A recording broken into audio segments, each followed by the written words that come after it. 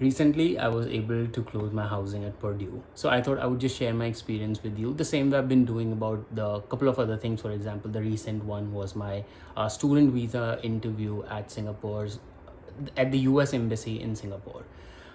So funny story. I thought that I'm a professional at finding, these rental apartments or housing in a different country because I navigated presumably one of the most difficult housing market in the entire world, that was Singapore. But there are differences apparently.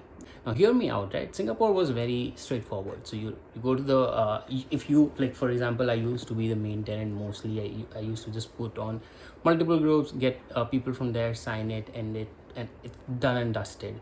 Yeah, I mean, there were agents that would just say no because Indians, but other than that, it was pretty straightforward. In US, like, the sort of the process is entirely similar. I would not say it's the same thing. I'll tell you why.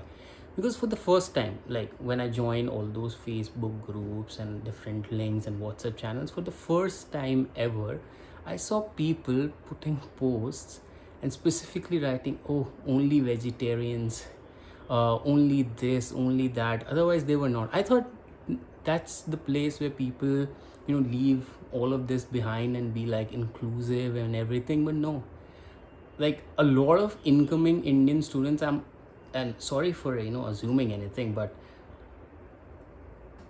mostly I would say they were like for bachelors, and they were the people leaving India for the first time, because there's no other explanation. Because if you are someone who's lived outside before, and your method of finding, or your criteria for filtering out your roommates is vegetarian, non-vegetarian food, or egg is okay but you can't cook, this is not the way you live.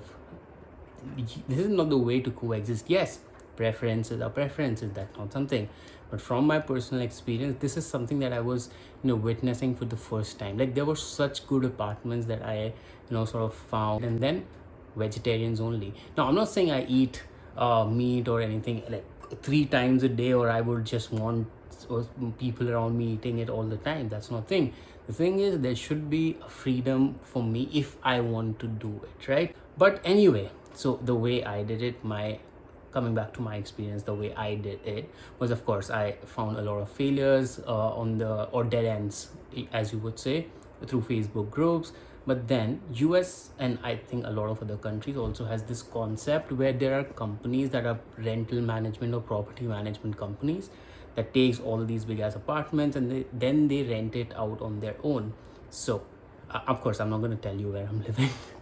But so I've reached out to multiple different apartment holding companies or rental companies, and just to make sure that I'm not getting scammed, because I was not physically there, I went through Purdue's approved companies or listers, and then I was able to sort of shortlist a couple of them, and to make sure that the conversation and everything else with those folks, the representatives, stays documented. I would say, like, again, I'm not there, there could be a scam, right?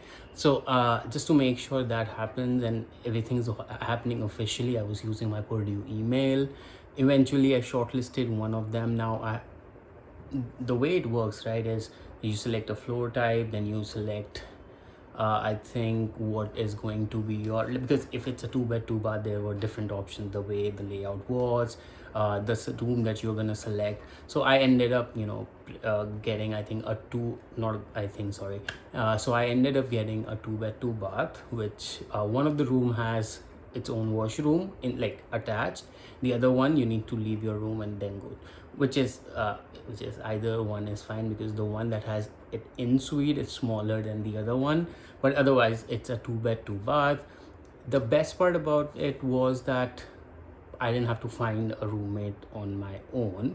The only thing is, when you were applying, there's a form where you have to put all your preferences, and then accordingly they will try to match it. So I got matched with a guy who's doing PhD, who's been there for about a year. So I think I already have a good head start in terms of knowing what how things go around at Purdue. Given I will show. I mean, look at me, I will get along. But that's not the point. So this was my whole experience.